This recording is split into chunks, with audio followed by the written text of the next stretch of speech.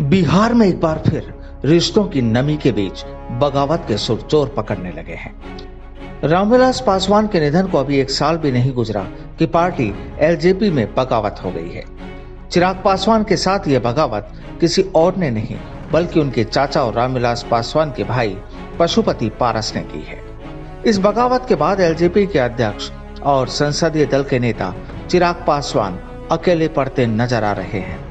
इसके साथ ही सवाल उठ रहे हैं कि क्या चाचा पशुपति पारस ने भतीजे चिराग पासवान के सियासी करियर पर ब्रेक लगा दिया है।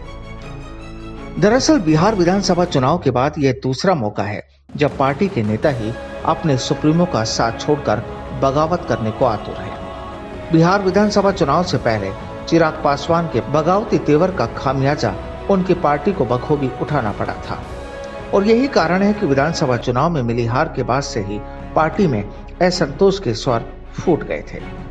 लिहाजा रविवार की देर शाम हुई सियासी हलचल से यह साफ हो गया कि पार्टी के 6 में से 5 सांसदों ने चिराग को अपना नेता मानने से इनकार कर दिया है।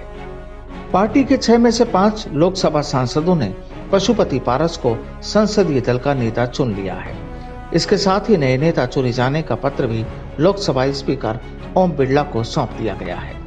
अब अगर लोकसभा स्पीकर संसदीय दल के नेता के रूप में पशुपति पारस को मान्यता दे देते हैं तो चिराग पासवान की एलजेपी संसदीय दल के नेता के तौर पर मान्यता खत्म हो जाएगी। इसी बीच चिराग पासवान खुद गाड़ी चलाकर चाचा पशुपति पारस के घर पहुंचे, लेकिन उनकी मुलाकात पशुपति पारस से नहीं हो पाई।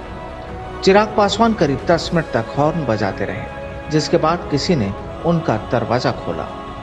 सियासी पंडितों के मुताबिक यह मामला सिर्फ राजनीतिक ही नहीं है बल्कि बेहद निजी और पारिवारिक भी है।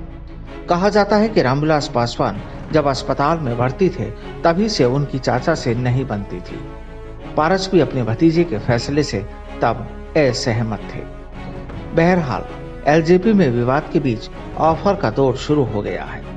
एक तरफ जहां विरोधी दल आरजेडी चिराग पासवान को ऑफर दे रही है, वहीं खुद चिराग पासवान पार्टी और परिवार में अपनी इज्जत बचाए रखने के लिए चाचा पशुपति कुमार पारस के सामने नया प्रस्ताव लेकर उनके आवास पर पहुंचे।